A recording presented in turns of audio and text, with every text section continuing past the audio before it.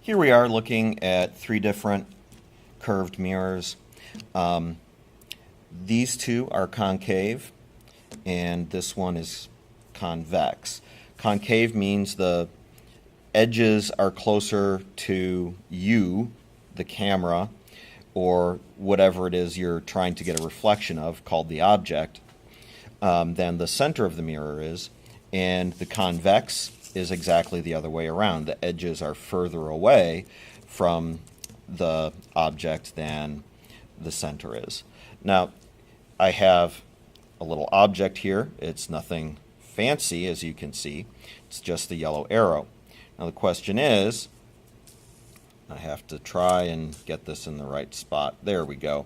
You can see here the image of the object, its reflection in the mirror on the screen you're watching. Now if I bring the actual arrow, the object whose image or reflection we are viewing in the mirror, as I bring that towards the camera, you can see that the image is getting smaller as the object goes away from the mirror. And then as I bring it back. Also notice that the image is pointing in the same direction as the object. If I set that aside and bring in a concave mirror, get that glare out of the way. Now here you can see at this position, well maybe you can't, there we go, you can kind of see that the image, again that's the word we're using for the reflection, is pointing in the same direction as the object is. Now as I bring the object closer and closer and closer to the camera, you can see that the image is getting smaller and smaller, and I have to move, there we go, and hey look, you can see the camera in the mirror. Bring it in like so. Now you notice after a certain point it doesn't really seem to be changing very much. Now this is not a very curved mirror. If you look at the side, it's really not very steeply curved. You can kind of tell that it is just from the distortions in the grid, but it's not obvious.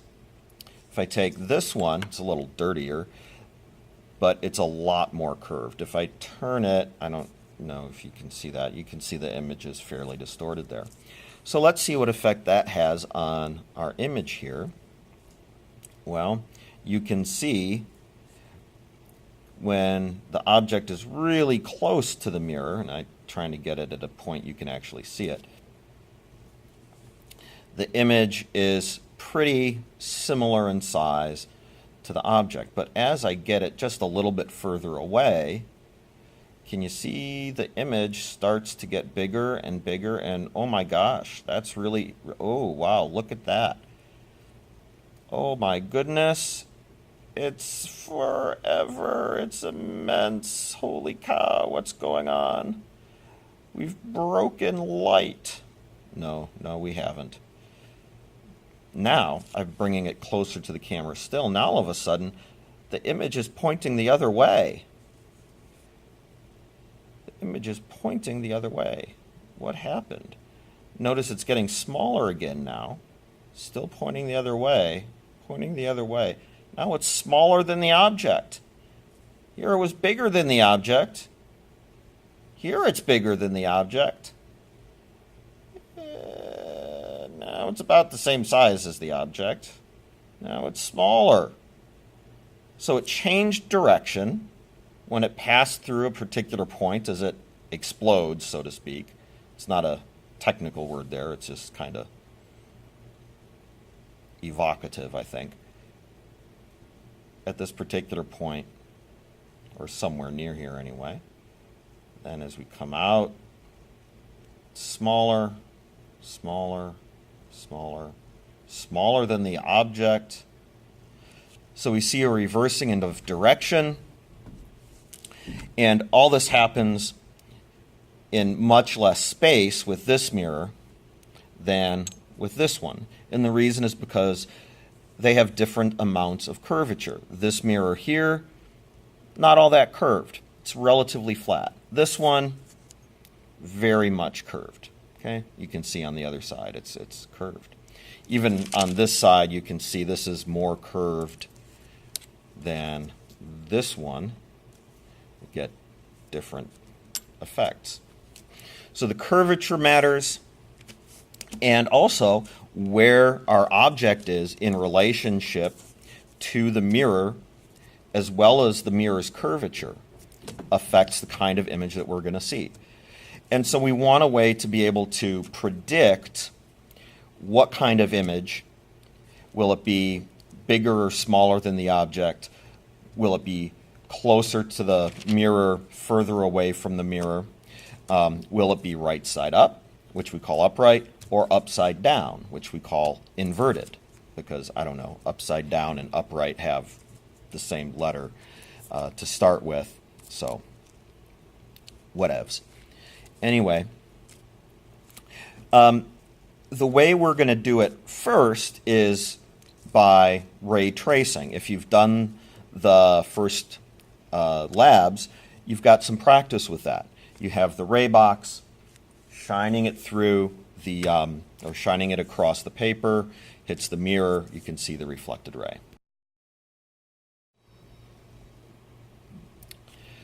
When we talk about ray tracing diagrams, we're talking about pictures that look like this. If we were working with lenses in addition to or instead of mirrors, they would look a little bit different, but you'll see that later on. And looking at this, you're probably thinking to yourself, okay, I have no idea what's going on here. So we first want to start with the very basics. What do all of these things on this paper represent? Well, first of all, in case it's not obvious, this has 1, 2, 3, 4 separate diagrams. Now, if you've done the ray tracing practice lab with the plane mirrors, you have kind of an idea of what we're going to do. And if you did the ray tracing rules lab, you know much more about what we're going to do. First of all, these curves represent a mirror, a curved mirror. In this case, these are all concave, and you can tell that because the edges here are closer to the object than the center is. The other kind of mirror, a convex mirror, the center would be closer than the edges. The edges would come off like so. The arrow represents an object. Now, the object might be an arrow. As you saw earlier, I had a yellow arrow. That was my object, and we looked at what that was doing as I moved it back and forth in front of a mirror. The way we're going to do this, our arrows are going to start at this line here, and I'll talk about that in a second, and they're going to point upwards. So the object will always point up, and it will always be perpendicular to this horizontal line here. And that line's always going to be horizontal. Might be dashed or something sometimes, but always horizontal. By tradition, we always have the reflective surface of the mirror facing to the left. So our objects and our light rays, the physical ones, are always going to be on the left side of the mirror. It might help if I start from scratch here.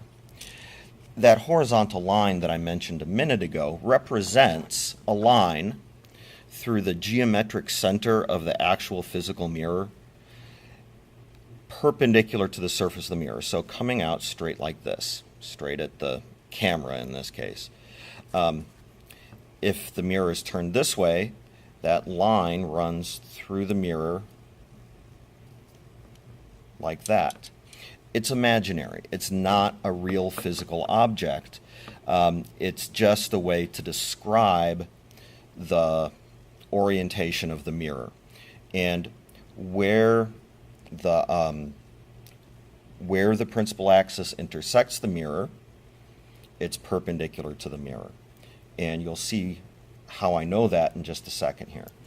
And for convenience sake, we usually start by drawing the principal axis. And it's a line in the sense that it goes on forever. It's an imaginary geometrical thing. Because we're looking at something that's circular, or in the case of parabolic mirrors, something that's close to it, we use a compass if we want to have a really nice curved surface that is something close to the correct curvature for our model. Now, I didn't do that on the worksheets because, quite frankly, it's just not necessary. But you can see the idea there as well. So when we have a ray tracing diagram, we're going to start with something like this. This curved shape represents the mirror. In this case, it's a concave mirror. If it were curved the other way, it would be a convex mirror. These 2 points here are the center of curvature, which we label with a capital C for center, and this is the focal point. And here you can see why we call it the focal point. All of these rays are incident onto the mirror parallel to the principal axis, and you can see that the reflections of each of the rays intersects the principal axis at something that is more or less the same point. This next example shows a mirror with a shorter radius of curvature and therefore a focal point that is closer to the mirror. Again, you can see that all of the rays that are incident parallel to the principal axis are reflected through the same point. The distance between the center of curvature and the physical mirror along this principal axis is called the radius of curvature. So that's this distance from, do it down here, from here to here. We show that with a capital R for radius. Additionally, this distance here between the focal point and the mirror is actually just half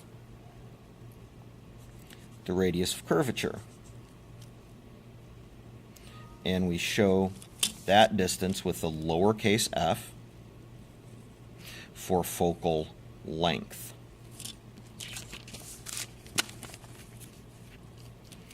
And there's the relationship between the focal length and the radius of curvature. F is equal to the radius of curvature divided by 2, or if you prefer to multiply by a half, that's fine too. Say the same thing a different way, the radius of curvature is twice the focal length.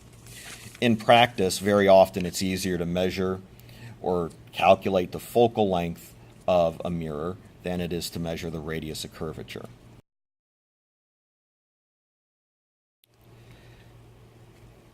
You can see here I've got 3 rays I've drawn in blue. Each of these 3 rays is coming towards the mirror parallel to the principal axis.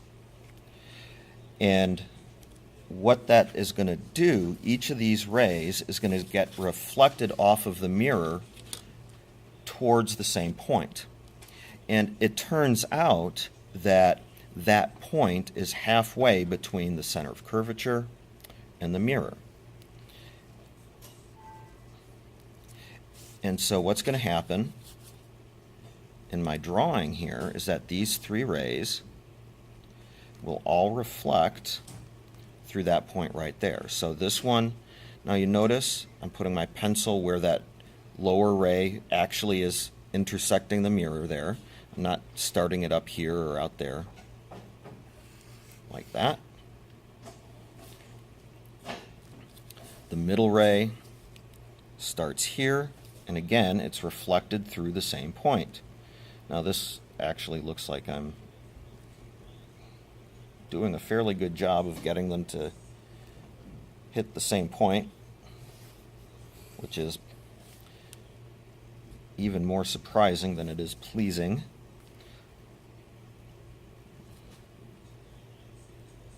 And that, like that. And you can see that I kind of missed the mark with that third ray, but you get the idea. Another useful property of mirrors is that the paths that the light takes is reversible. In other words, if I take a plane mirror like this, so this goes through the diagonals there, this comes out through the diagonals. If I switch that, the reflected ray, as you can see there, also switches, and it goes right through the same way. So you can reverse the paths of the incident and reflected ray. In other words, you can replace these reflected rays coming this way with incident rays coming this way and then reflecting parallel. There, like that. So it's coming in this way, even though I drew it the opposite way. It will get reflected off the mirror parallel.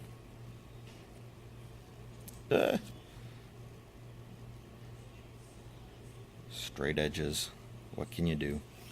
Like that. A ray coming into the mirror parallel to the principal axis is reflected through the focal point. A ray coming into the mirror through the focal point, even if it starts inside the mirror from the focal point, so let's say it could start right there and travel along the same path, it's going to get reflected out parallel. Whereas at this point, I can draw a line that's tangent to the circle or kissing the circle, intersects the circle at exactly one point right there. If I do that, this principal axis is perpendicular to that other imaginary line that I drew.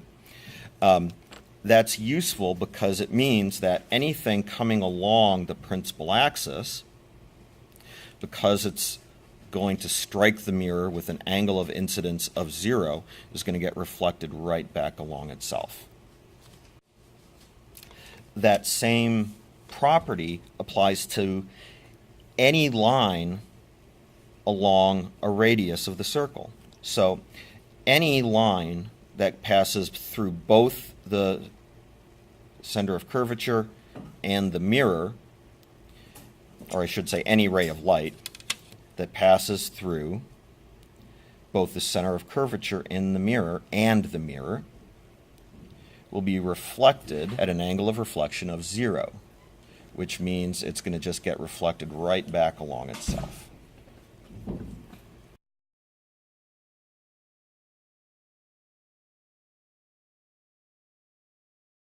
Science you will. Yes.